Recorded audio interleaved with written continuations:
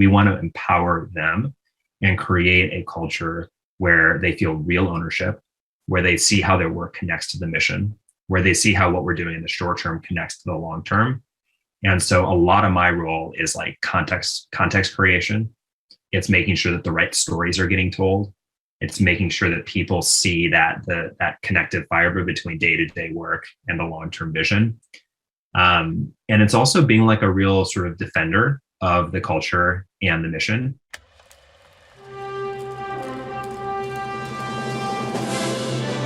It's one small step for man. Liftoff. We have a liftoff. We choose to go to the moon, not because they are easy, but because they are I hard. have a dream. You can't handle the truth. 7, 6, 5, 4, 3, 2, 1. Super you.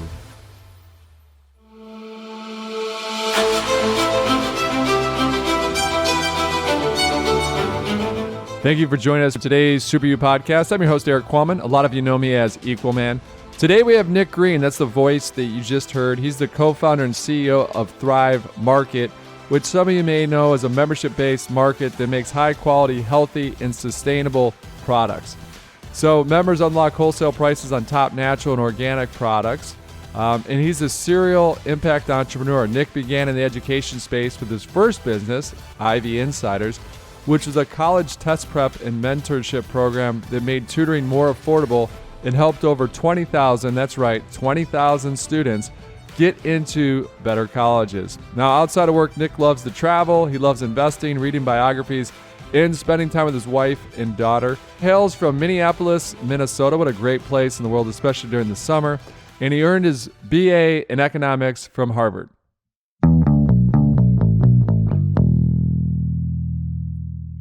Well, I guess a good place to start is just a little bit of a background on Thrive Market, just so our listeners have a little more knowledge about what we're discussing here today before we get into more of the specific questions. One of the big motivators for me in starting Thrive Market, the big motivator, was my own childhood, growing up in Minnesota with a mom who was trying to get healthy at a time when there wasn't, the internet didn't exist basically, and there wasn't a lot of information out there. And her biggest challenge was figuring out what healthy meant, and doing her own research. Now the biggest challenge actually is filtering through the noise and knowing what is actually healthy, what is actually sustainable, what's real versus what's just optics. And that's where I think actually our role has become, like you said, it's that curator.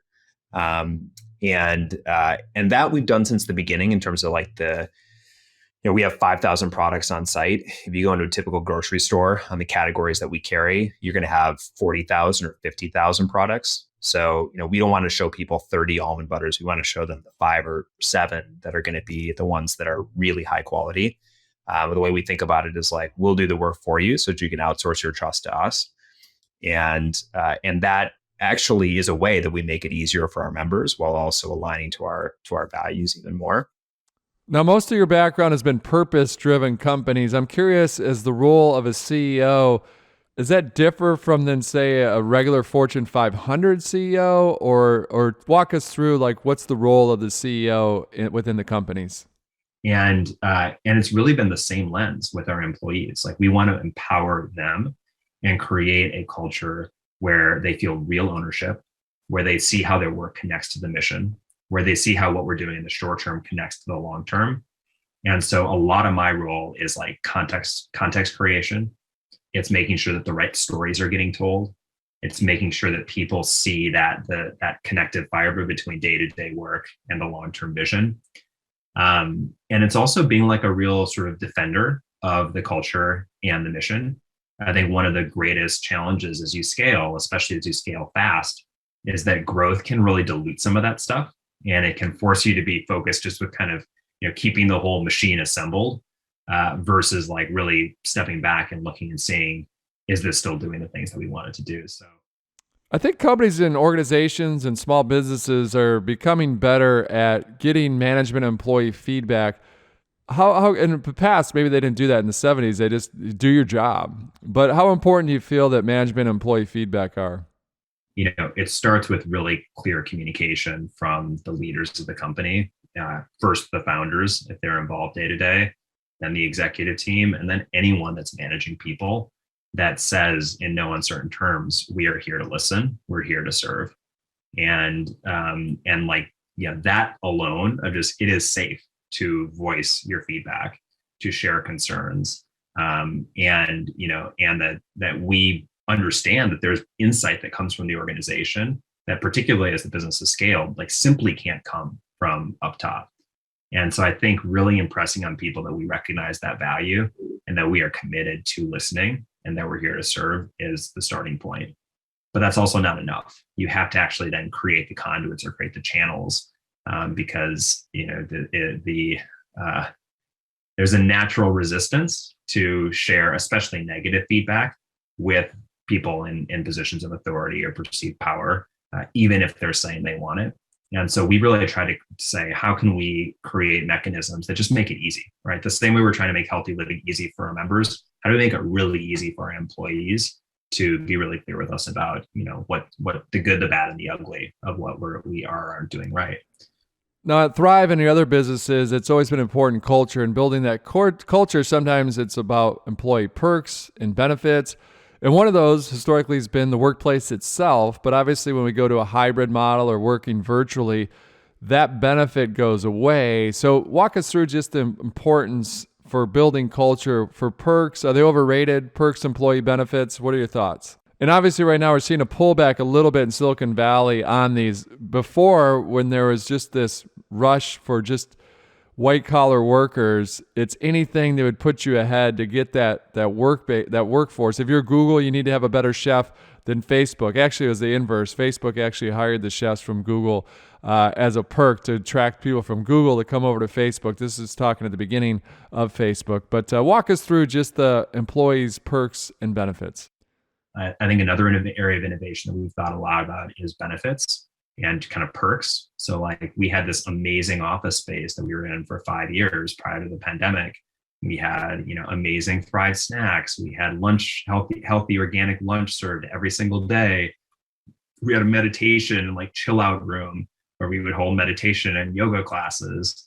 Yeah, we had a full little gym right there in the office. And these were amazing kind of perks for our employees, which all of a sudden nobody could access when the pandemic started. So, we've shifted and looked at, and this was also geared by what people were asking about, but, realized that the pandemic was having a mental health toll on people. And so we actually launched a tool and a platform, resources for our employees to get mental health counseling and really make that affordable, make it easy. Mm-hmm. We started to really lean into health benefits as people became just more health conscious, and some had to access the medical system. And so that was things like the amount of the premiums that we're covering on medical benefits. Mm-hmm. We also noticed during the pandemic, and part of this is also our business maturing, and as we've hired more people that are at the stage of having families, that we just really need to focus on creating benefits that aren't just for our individual employees, but also for their families. On this show, we always say if it was easy, it'd already be done. So there's obviously challenges, there's failures. We talk about being flawsome here a lot on the Super You podcast. Can you walk us through any core challenges, any examples that you might be able to give us that you've faced at Thrive or in other positions you've had in your career? As you can probably imagine, I think the fundamental challenge that we have in every category that we go to is that we, one, have to be affordable. 2, we want to up-level quality standards. And then 3, we want it to actually be a product that people, enjoy and, say, tastes good. And you have a lot of retailers and a lot of brands out there that are trying to do one of those things or maybe 2 of those things, but doing all of them well is really challenging. And this is a perfect example. We brought a master sommelier in to curate our wine assortment, and we basically told him, look, we need to be under $20 a bottle and ideally under 15. We need to have a taste profile that really matches mainstream wine consumers' palates. We also need it to be organic and biodynamic. And we challenged him. We said, and we also want it to be something you would put in a restaurant with a Michelin star.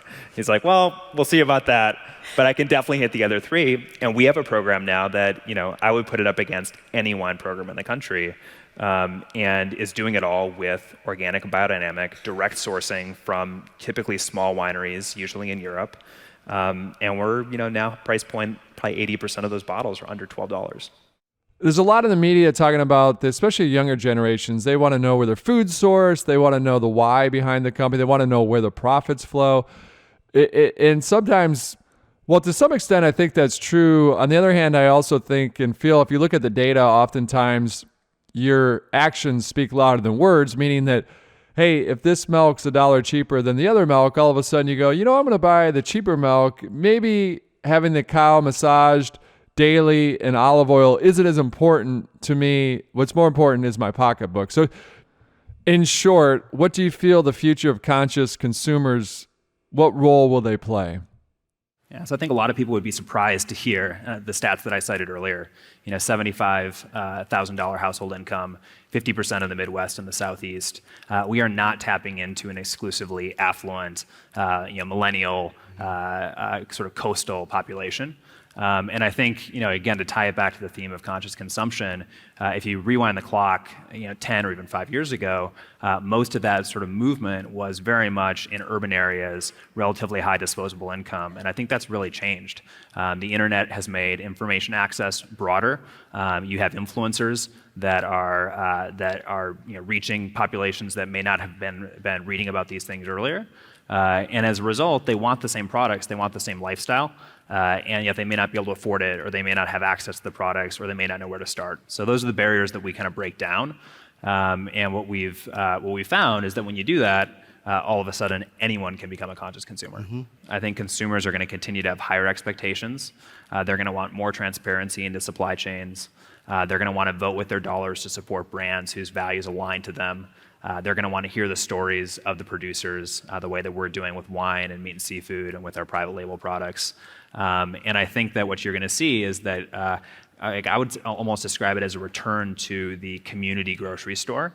But the community is no longer going to be a geographic, it's going to be around values. So people will want to be part of shopping experiences in a lot of categories, but even in grocery, that really align to who they are and what they stand for. How do we make it easy for consumers to do good? Meaning, right now, the last year in Austin, they have these compost. We got another bin. So most people have your trash bin, you have your recycling bin, and then now we have a compost bin.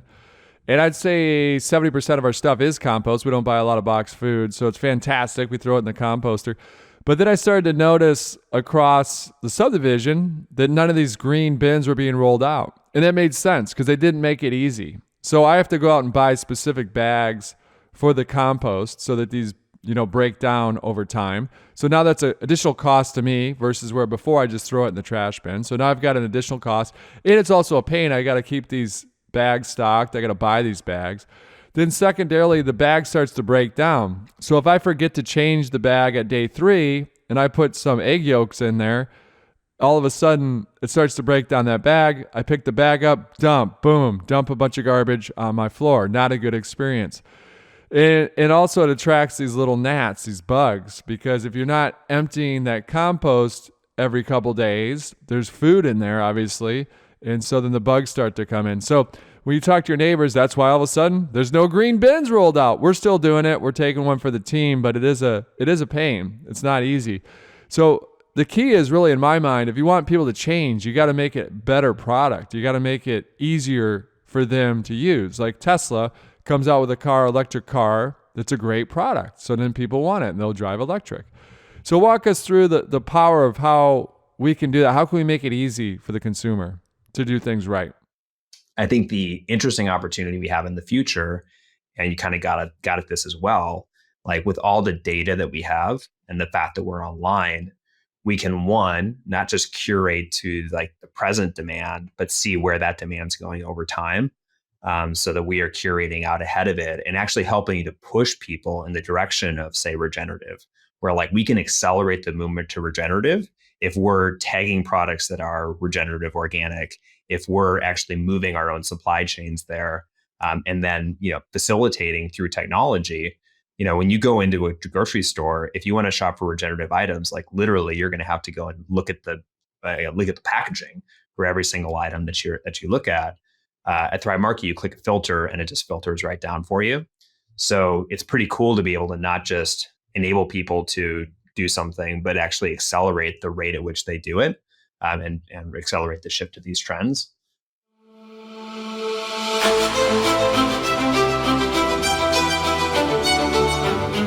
Ladies and gentlemen, that was Nick Green, co-founder and CEO at Thrive Market. We thank him for his tips and insights today on today's Super You podcast. The podcast designed to unlock and unleash the superpower that's within all of us, because I strongly believe we are all superheroes. We just need that courage to wear the cape. So my hope is that the information that's supplied here on the podcast is allowing you to have that courage to wear the cape. You are a superhero. Just have that courage to step into that discomfort, to live in that discomfort, to be fearless. Because at the end of the day, it's a short window that we're here on earth. It's why do we get so wrapped up in our own head and are afraid to do things? It's I hope you go out there and do what you want to do. And most importantly, be the person that you want to be. This podcast is all made possible for the great folks here at Equalman Studios. That's Jake Bryn, Maritza Gutierrez, and Kelsey Gomez. My hope is they've helped you today. We have the courage to wear the cape. And this is Equalman reminding all of us, until the next show, thanks for tuning in. And until the next show, it's not what we take from the world, it is what we leave behind. 7, 6, 5, 4, 3, 2, 1. Super, super, super, super. Super you. Oh,